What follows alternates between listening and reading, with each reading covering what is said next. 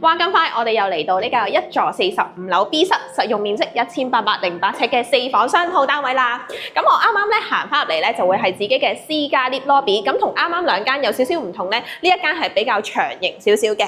好啦，而呢一度就係個客飯廳位置，而最闊同最長咧4.8米乘以8米咁闊落㗎。好啦，我哋望翻呢一邊。連接住咧一個大露台，114尺嘅露台，咁望翻出去咧就係我哋啟德車站廣場景緻係向東南嘅，而呢一邊大地在我腳下嘅感覺咧，萬家燈火非常之靚啦。好啦，我哋呢一個4房雙套嘅單位，呢一度就會係我哋第一間嘅套房。咁呢一間套房咧就長型為主啦，都係落地玻璃窗，旁邊咧就會配置埋呢一間房嘅浴室位置，咁都係乾濕分離嘅設計。好啦，我哋睇埋另外嘅3間睡房先。咁呢一間睡房咧就會係細少少，不過呢一間睡房如果真係冇需要嘅話咧，亦都可以打通埋做埋客飯廳嘅位置㗎。咁呢度就會係第2間嘅睡房。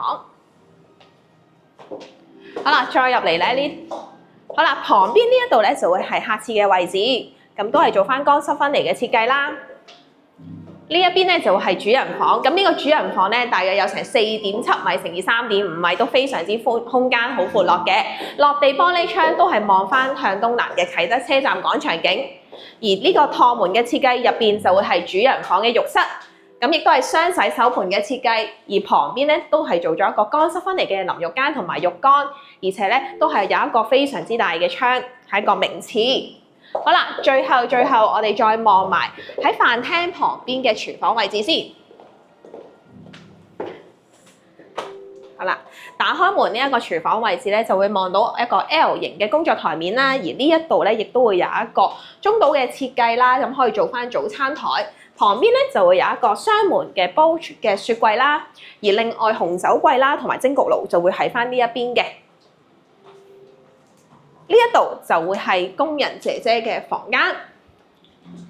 好啦，呢一度就 L 型工作台面咧，就會擺翻一個 Miele 嘅煮食爐啦，同埋焗爐、抽油煙機。呢一邊就會有一個 L 型嘅廚房角窗。咁呢一個咧就係1808尺實用面積嘅4房雙套單位。咁呢個單位咧同啱啱我哋睇嘅2320尺嗰個單位咧，其實就少咗一個備餐區嘅位置啦。咁亦都非常之大嘅，都係4房雙套嘅設計。唔知你哋中意邊個多啲咧？可以喺評論區度話俾我聽。